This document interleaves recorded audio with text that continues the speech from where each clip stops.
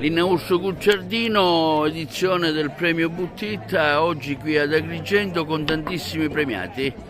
Sì, siamo alla 27esima edizione e sinceramente mai avremmo pensato di arrivare a 27 anni e con questo grande successo. Si vede che la sicilianità, i nostri usi, i nostri costumi, i nostri libri, le nostre poesie danno un senso veramente bello alla nostra sicilianità, perché senza di loro noi dimenticheremmo tutto quello che ci hanno lasciato i nostri padri, le cose belle che abbiamo avuto e che ancora restano nel nostro cuore. E soprattutto questo ci serve per dire ai ragazzi: ricordatevi che siete siciliani, non perdete mai le vostre radici e cercate di fare onore alla Sicilia come le hanno fatte i nostri padri. Stasera è una serata meravigliosa, tutto poteva aspettarmi, tranne tutto questo pubblico. E con noi ci sono tutte le autorità a significare che il premio Buttitta e i valori che porta avanti sono riconosciuti anche dalle istituzioni, e questo per noi è qualcosa di veramente grande, di veramente bello. Una ricerca accurata quella dei premiati che fate durante il corso dell'anno insieme ai soci del Guttuso. Sì, noi abbiamo una giuria che veramente è preparata al massimo, corretta al massimo e lavora. Può sembrare che noi siamo qua stasera, è da 6 mesi che lavorano per leggere i libri, le poesie e tutto quello che mancano, ed è una cosa strana, arrivano anche poesie e libri anche dall'estero, e quindi questo fa onore veramente ai siciliani che ricordano sempre. C'è una sezione dei premiati che va proprio a questi iscritti, oltre che all'autorità. Sì. Ci sono i premiati praticamente dei libri, c'è sezione libri, sezione poesie, sezione punti, oltre abbiamo la sezione dei premi speciali a persone che con il loro impegno fanno onore alla nostra terra. Quindi diciamo è una serata che accorpa tutto: poesie, punti, libri e soprattutto persone siciliane che operano e sono d'esempio per le nuove generazioni.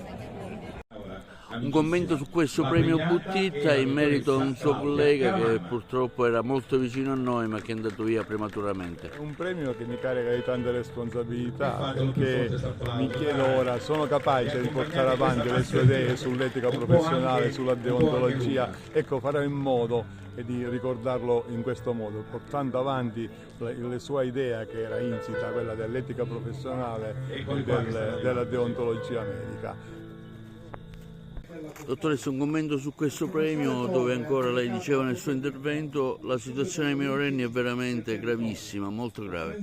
Sì, sono molto onorata di aver ricevuto oggi questo premio, un premio che è importante perché è importante ricordare per tutti di tutelare i soggetti più fragili, quindi di tutelare i minori. Abbiamo ancora troppi minori che vivono all'interno di contesti familiari intrisi di mafiosità, contesti familiari in cui abbiamo genitori che spacciano sostanze stupefacenti, che sono violenti o maltrattanti, e non possiamo consentire che continuino queste situazioni. Quindi ciascuno, io credo, nel proprio lavoro, nel proprio ambito, si debba impegnare perché ciò non accada più. Marco Di Vitini, un premio Buttitta ad Agrigento. Lei ha parlato benissimo della Sicilia, una terra che ama molto. Sì, io amo molto perché è la terra più bella al mondo, perché è ricca di opere d'arte, poi soprattutto le persone ospitali, il cibo stupendo con tutti i sapori, tra il mare e i monti, e poi i dolci. Ha portato anche degli esempi fattivi, no? Sull'ospitalità che ha ricevuto. L'ospitalità siciliana credo che sia unica al mondo, perché anche se ti fermi in qualsiasi orario della notte c'è sempre qualcuno che ti si ferma e ti chiede se hai bisogno di aiuto. Quindi un premio che porterà... Assolutamente, con tanta emozione. Ne ho ricevuti tanti, ma questo premio di Renato Guttuso mi rimarrà sempre nel cuore. questo premio Buttitta qui ad Agrigento. Sono molto felice e onorata di essere qui, davvero tantissimo, un premio molto importante per me e è meraviglioso essere qui nella mia terra e poi sono felice soprattutto perché l'arte serve a questo e quindi la potenza dell'arte deve continuare per poter dialogare e creare una società migliore. Grazie. Io veramente ho ringraziato già in altro momento questa scelta che è stata fatta e senza dubbio ho visto la coincidenza in effetti di questi 30 anni di attività, ecco, forse avete pensato, insomma, glielo possiamo dare anche un premio e quindi senza dubbio è un onore per me ed è un premio che mi permetto di dire devo fare delle dediche che io dedico in primo luogo a mia moglie. Lei è stata non solo la presidente della Medinova, ma quella che aveva scelto il nome Medinova.